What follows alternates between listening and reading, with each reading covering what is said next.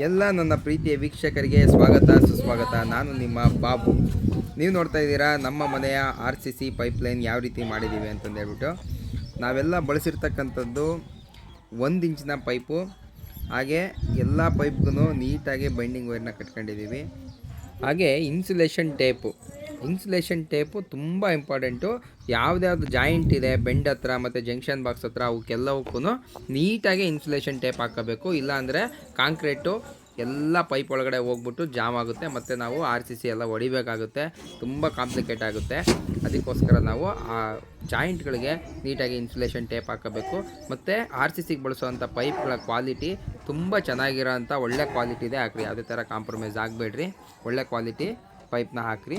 ಅದೇ ಥರ ಜಂಕ್ಷನ್ ಬಾಕ್ಸ್ಗಳು ಮತ್ತು ಫ್ಯಾನ್ ಬಾಕ್ಸು ಎಲ್ಲೆಲ್ಲಿದೆ ಅವಕ್ಕೆಲ್ಲವಕ್ಕೂ ಅವುಗಳ ಕೆಳಗಡೆ ರೊಡ್ ಪೀಸ್ನ ಅಥವಾ ಗಟ್ಟ ಹೊಡೆಯೋದ್ರಿಂದ ಜಂಕ್ಷನ್ ಬಾಕ್ಸು ಅಥವಾ ಫ್ಯಾನ್ ಬಾಕ್ಸು ಯಾವೇ ಇದ್ರೂ ನಮಗೆ ತುಂಬ ನೀಟಾಗಿ ನಮ್ಮ ಸೆಂಟ್ರಿಂಗ್ನ ಬೀಳಿಸಿದಾಗ ನಮಗೆ ಮಾರ್ಕಿಂಗು ತುಂಬ ಈಸಿಯಾಗಿ ಸಿಗುತ್ತೆ, ಕೆಲಸ ಮಾಡೋದಕ್ಕೆ ತುಂಬ ಈಸಿ ಆಗುತ್ತೆ.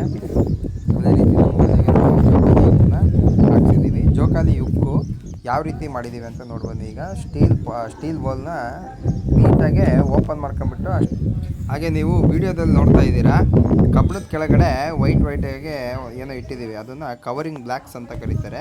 ಇದನ್ನು ನಾವು ಬಳಸೋದ್ರಿಂದ RCC ಕಬ್ಬಣದ ಕೆಳಗಡೆ ನೀಟಾಗಿ ಕಾಂಕ್ರೀಟ್ ಎಲ್ಲ ಫಿಲಪ್ ಆಗುತ್ತೆ. ಮತ್ತು ನಾವು ಕೆಲವರೆಲ್ಲ ಕಲ್ಲು, ಕಡಪ ಬಂಡೆ ಪೀಸ್ಗಳು ಬೇರೆ ಬೇರೆ ಏನೇನು ಇಡ್ತಾರೆ, ಅದರಿಂದ ಪೇಂಟ್ ಅದಕ್ಕೆ ಚೆನ್ನಾಗಿ ಹಿಡಿಯೋದಿಲ್ಲ. ಮುಂದೆ ಫ್ಯೂಚರಲ್ಲಿ RCCಲಿ ಪೇಂಟ್ ಎಲ್ಲ ಉದುರೋಗುತ್ತೆ. ಇದೇ ಕವರಿಂಗ್ ಬ್ಲ್ಯಾಕ್ಸು.